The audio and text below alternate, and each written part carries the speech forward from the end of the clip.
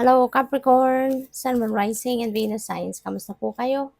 Sana po nasa mabuti kayong kalagayan. Welcome back po sa Star Tarot at kung bago kayo rito, welcome din po kayo.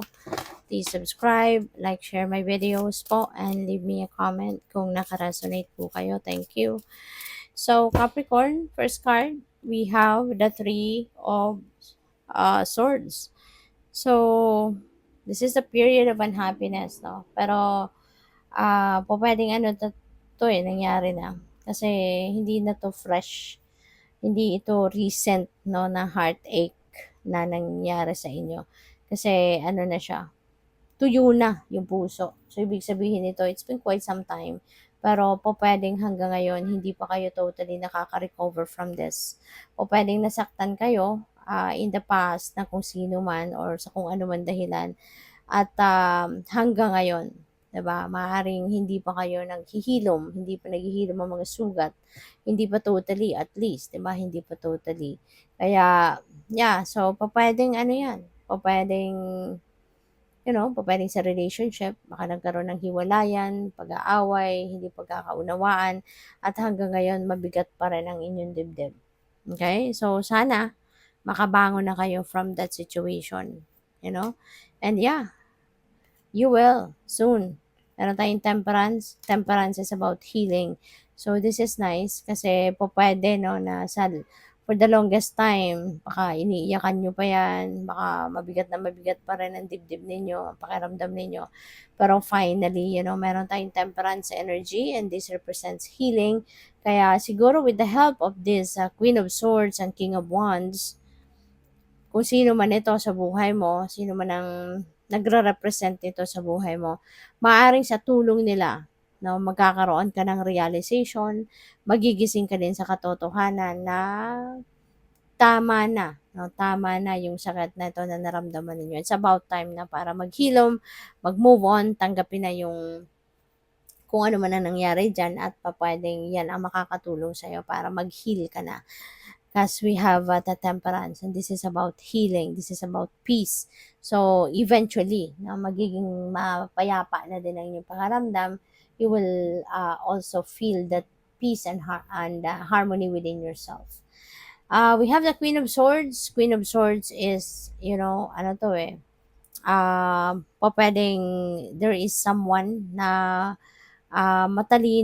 matalinong tao ito na maaaring nandiyan dyan sa paligid mo. O pwedeng inaiimpluwensyahan ka nito. O pwedeng siya yung nagbibigay din sa iyo ng clarity. Maaaring kinukonsultahan mo din ito. Maaaring napapagkwentuhan mo to ng sitwasyon mo or ano man ang mga pinagdadaanan mo sa buhay. And feeling ko dito, this person, uh, malaking impluwensya sa iyo kasi maaaring pinagkakatiwalaan mo din yung taong ito. Ano man yung sinasabi sa iyo nito, maybe kino-consider mo din siya paminsan-minsan. Kasi ano ka, nagtitiwala ka din sa taong ito because this person is very straightforward, very honest din na tao. Kaya kung ano man ang opinion niya na sinasabi sa iyo, maaring pinaniniwalaan mo siya. Pinaniwalaan mo siya. Maaaring nakikinig ka din sa kanya, yung gano'n. Kasi, pupuwedeng yung taong ito with all honesty talaga 'no, lagi kung nagsasalita siya or kung ano man ang mga sinasabi niya sa'yo. So, with the King of Wands, pupuwede rin na tao itong nandiya-diyan din sa paligid mo. Someone na siguro matured na din. Pupuwedeng this person also is ano, pupuwedeng boss mo 'to, eh, 'no, pupuwedeng boss mo 'to na maaaring nandiya-diyan din siya, lagi kang tinutulungan, lagi din siyang nakikipag-usap sa'yo, tinutulungan ka niya, ina-advice-an ka din niya, maaaring siya din yung nagiging source ng inspiration mo, 'di ba? Kasi very successful na tao, eh. Kaya pupuwedeng siya din ang nagsisilbing inspirasyon mo, gusto mo rin na maging katulad niya. 'Di ba, gusto mo rin kung paano niya pinapatakbo yung negosyo niya, paano siya nakikisama sa mga tao niya. Maaaring gusto mo din na gano'n ka, 'no? Parang baka si King of Wands is someone na parang role model mo, parang gano'n, 'no? But for others of you, this could be, um, this is ano kasi si King of Wands, leader na siya, person of authority. Kaya pwedeng ang iba sa inyo, baka kayo may promotion sa ngayon. Pwedeng mapopromote kayo into a leadership role. 'Di ba?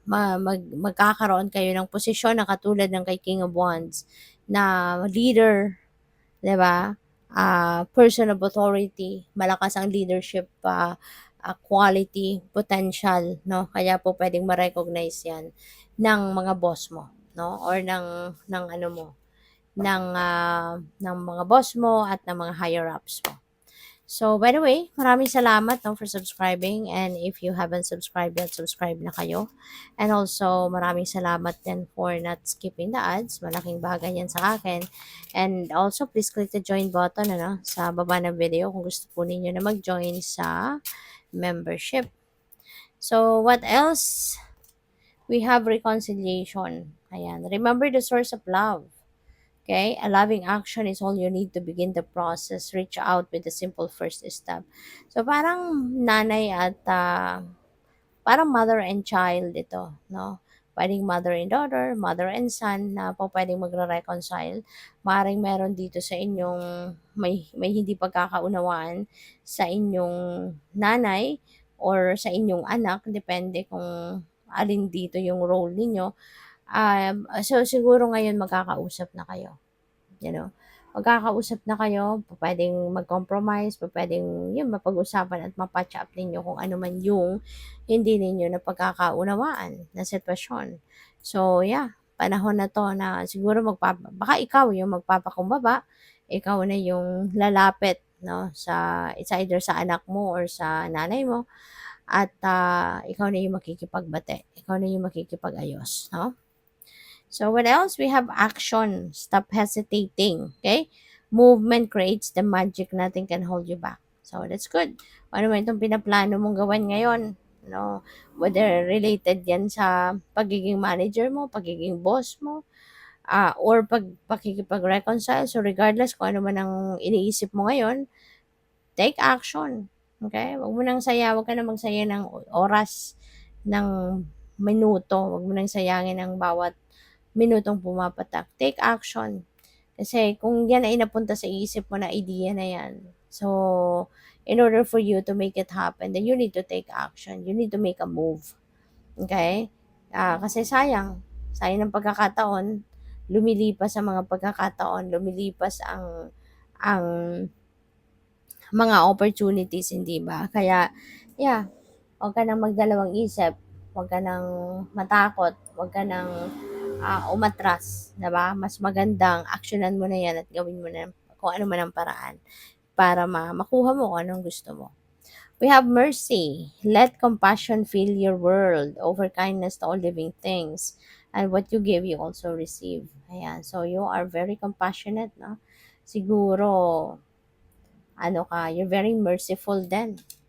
Katulad ng ating Panginoon, very merciful. So, ikaw din, maaaring napakabait mo. Siguro napakabait mo, you're very compassionate, you're very kind, diba? Very supportive, helpful. Ayan, napakalaki ng inyong puso. You have that purity of heart, no? At lagi mong pinipili ang pagiging mabait, no? You're doing a lot of kind deeds to other people. So, lalo-lalo na siguro sa ngayon, kasi may mga taong siguro umaasa ng inyong kabaitan, umaasa sa'yo, at always remember, no, na kung ikaw ay tumutulong sa ibang tao, lalo-lalo na kung ginagawa mo yan wholeheartedly, with all honesty, with all the compassion sa puso mo, babalik at babalik yun sa'yo. 100-fold pa. Million times pa. Maraming tao din na magiging babait sa'yo. Maraming tao din yung tutulong sa'yo whenever you need help. Yung ganon. Kasi ganon, diba? Ganon ang buhay. When karma is always at play. When you are being kind to other people, for sure, you will be surrounded also with people that will be kind to you as well. No? Kaya, yun, patuloy mo lang, no, na maging mabait, patuloy mo lang pagiging matulungin. At dadating ang araw na bubuhos din ng tulong sa'yo, bubuhos din ng suporta sa'yo ng mga tao, lalo-lalo na in times of need. Okay? Good luck! Thank you for watching. Love and light. Namaste.